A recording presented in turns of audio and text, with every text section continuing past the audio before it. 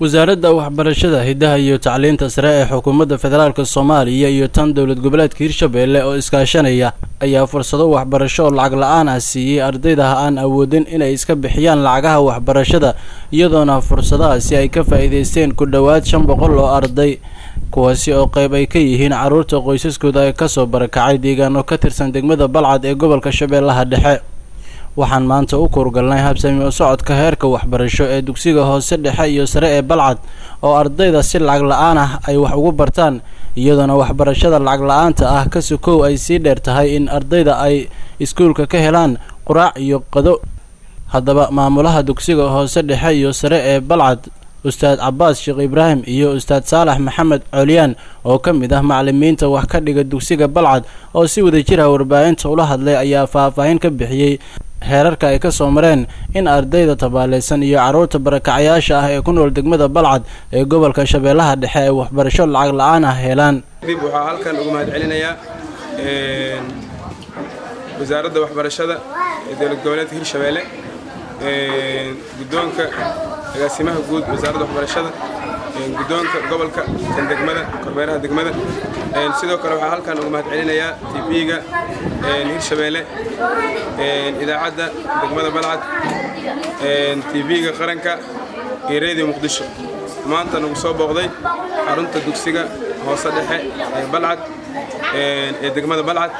anigoo ah maamulaha dugsiga Balcad Cabbaas Ibraahim Xasan waxaan halkan ugu mahadcelinayaa iskuulka oo helay barnaamij feeding program ah quudin ardayda waxaa loo sameeyaa quraac iyo qado runtii waxay qayb weyn ka qaadanaysaa habsami u socodka waxbarashada waxaa jira arday qaar oo aan waxbarashadii awoodin isla markaana dano iyo duruufo awgiis waxbarashada qaarkood uga seegay hadda barnaamijkaas haddii oo inoo fududaado oo inoo socdana runtii wax badan soo celinayo. waxaan halkan ugu mahadcelinayaa dhammaan bulshooyinka Soomaaliyeed gaar ahaan wasaaradda waxbarashada hidaha iyo tacliinta sare ee Hirshabelle sidoo kale waxaa maanta ama ku guda jirnaa barnaamijkeennii ahaa feeding programka oo ahaa quudinta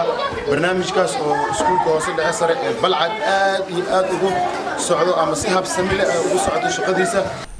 intaasi kadib qaar ka mid ah ardayda ka faa'iideysata fursadan waxbarasho lacag la'aanta ayaa ka mahadceliyay in dugsigan ay ka helaan waxbarasho lacag la'aan ah iyo cunto quraac iyo qada waxa ayna carruurta asaagooda ugu baaqeen inay iskuulka yimaadaan oo fursadaan la siiyay ay ka faa'iideystaan. anigoo ah magacayga dhigta dugsiga Balcad ee halkan waxaan ugu mahadcelinayaa mahadku horta waxa iska leh Allah subhanahu wa ta'ala mahad labaad waxa iska leh dhammaan macallimiinta dhigta dugsiga Balcad waxa mishaariin roos qaydina cambuulo marna soor ibris bismillah anigoo ah magacayga Maad Muuse Buukar waxa ay arday dhigta dugsiga Balcad ee dhexe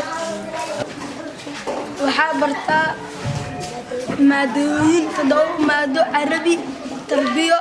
Soomaali Ingiriis iyo cilmi bulshada iyo technology. Axmed Socdaal telefishinka caalamiga ah ee Hirshabelle degmada Balcad.